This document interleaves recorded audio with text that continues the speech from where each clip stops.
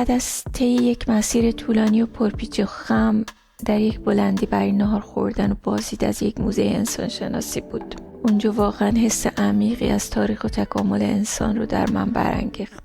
جالبه که اینجا رد پای انسان‌های اولیه کشف شده که قدمتش بیش از 3 میلیون ساله. واقعا حیرت آور بود. منظره‌های طبیعی اطراف موزه و دره واقعا خیره کننده بودن و به آدم حس آرامش و تحسین نسبت به زیبایی طبیعت میدادن. این دره رو مهد انسان میگن. اینجا یه مگسخوار سیاه جنوبیه، یه بافنده پشت طلایی، اینم یه بلبله و اینم 2 ایبیس براق، پلیکان های بسیار جذاب.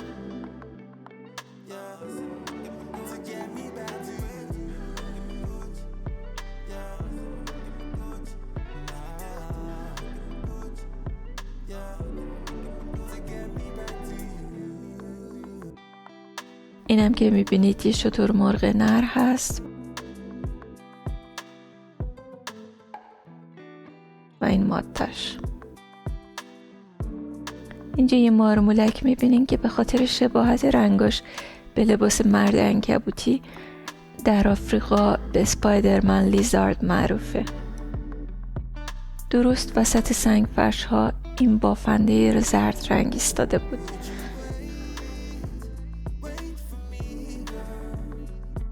و اینم احتمالا ماده‌اش هست.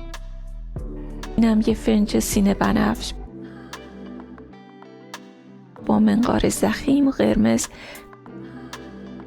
در جای جای سفر گله های گوسفند ماسایی ها و گله های غزال ها رو هم می شد دید. یه موش آفریقایی و اینم یک بابلر سیاه لور. و این لونه های زیبا و آویزون هم اثر معماری پرندگان بافنده نر هستند.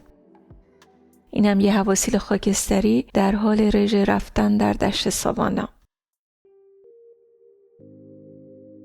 دیگه رسیدیم به زرافه ها، این غول های مهربان ساوانا.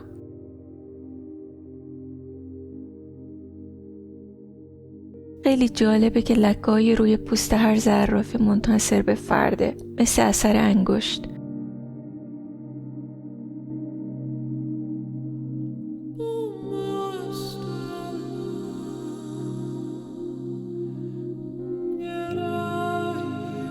و داشتن گردن درازشون باعث شده که قلبی بزرگ و قوی 11 کیلویی برای خونرسانی به مغزشون داشته باشن.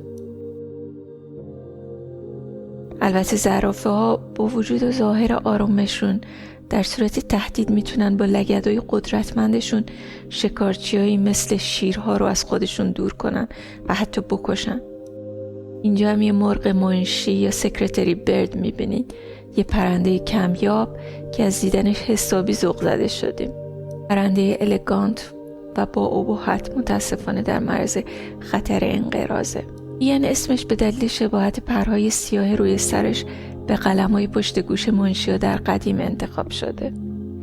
این پرنده شکاری پا بلند بومی ساواناها و علفزارهای باز آفریقاست و به ویژه با شکار مارها با استفاده از پای قوی و ضربات محکم و دقیقش معروفه. بعضی هم میگن به دلیل ضربه‌های سریع و متواتری که موقع شکار به تومه با پاهاش میزنه، مثل حرکات دست منشیه که داره تایپ میکنه. این هم لاپوینگ تاجدار رو میبینین. این پرنده برای اینکه دشمنان از لونش که معمولا روی زمینه دور کنه، نقشه اینو بازی میکنه که بالش آسیب دیده و نمیتونه پرواز کنه. اینطوری حواس شکارچی رو به خودش جذب میکنه و بعد که شکارچی نزدیکش میشه سریع از اونجا فرار میکنه. اینجا یه گونه کرکس رو میبینین.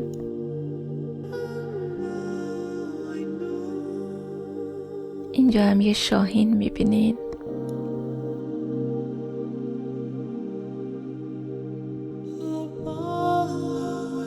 این هم یه عقاب استپی با وقار و قدرتمند.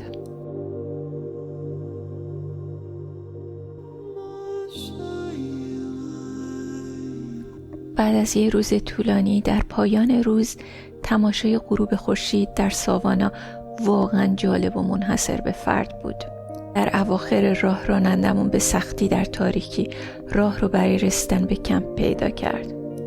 اونجا یک کمپ در دل طبیعت با چادرهای مجهز و امکانات رفاهی خوب بود.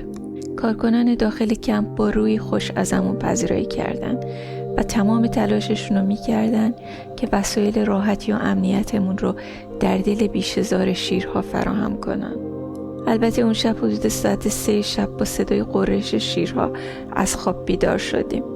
صدای شیرها به نظر خیلی نزدیک بود، ولی میدونستیم که به احتمال زیاد توی چادر نمیتونن بیان. و البته من اونقدر خسته بودم که دوباره سریع خوابم برد.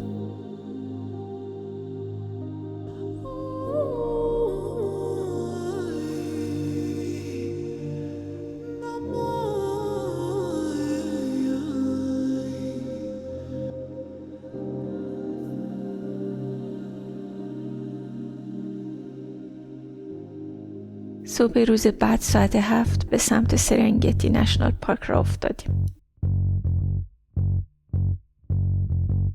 اون اول مسیر نزدیک چادرامون یه خانواده شیر رو دیدیم که یه بوفالو شکار کرده بودن و با بچه هاشون مشغول خوردنش بودن. باور نکردنی بود که در فاصله چند متری ما این همه شیر بودن. راهنمامون کریم گفت صدایی که دیشب شنیدیم مربوط به همین شیرها بوفالوی بخت برگشته که شکار کرده بودن بود. واقعا تجربه هیجان انگیزی بود. جالبه که معمولا ماده شیرها شکار میکنن، البته به صورت تیمی و بسیار هماهنگ. شیرها به تنهایی نسبتاً موجودات کندی هستن و نمیتونن به آسونی طعمه‌های سریعتر مثل آهو یا گورخر رو بگیرن. به همینه که سعی میکنن شبا شکار کنن، چون اینطوری میتونن بدون دیده شدن به شکارشون نزدیکتر بشن. طعمه‌های شیرها معمولاً بوفالو، گورخر و آهو هستن. با این حال در موارد خاص شیرها حتی میتونن حیوانات بزرگتری مثل زرافه و فیل‌های جوان رو هم شکار کنن. کریم میگفت آهوها برای شیرها مثل مکدونالد برای ماست. غذای درست حسابی محسوب نمیشه ولی خوشمزه است. یه مسیری یه جا متوجه شدیم که یه کفتار دنبال یه غزال و بچهش افتاده بود. غزال و بچهش با تمام توانشون میدویدن و کفتار پشت سرشون بود.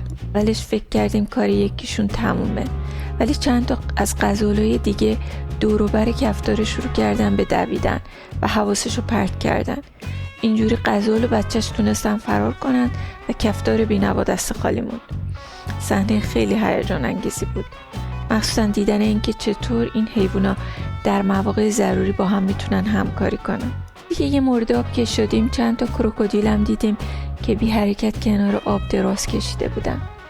از دور که نگاهشون میکردی مثل تکه‌های چوب روی زمین بودن، ولی میشد فهمید اگه موجودی نزدیکشون بشه همه چیز توی یه لحظه میتونه تغییر کنه. اینجا حیات با تمام قدرتش جریان داره. لذت دیدن درختان آکاسیا در دشت‌های بی انتها، شیرهایی که با غرور از قلمرو خودشون محافظت میکنن، فیل‌های عظیم که با قدم‌های سنگین و با وقار به آرامی در بیشه ها میرفتند و گله‌های بوفالو که با حرکتشون زمین رو میلرزوندن غیر قابل وصف بود. در تانزانیا همه چیز واقعی بود، قدرتمند و الهام بخش. صدای بوفالوهای خروشان، نجوای پرندگان و غرش دوردست شیرها همه در هم آمیخته بودند و در جای جای اون میشد سمفونی زندگی رو شنید. و در برابر عظمت طبیعت میشد به راحتی احساس کرد که ما هم ذره‌ای از داستان بی‌پایان زندگی، مرگ و تولد دوباره هستیم.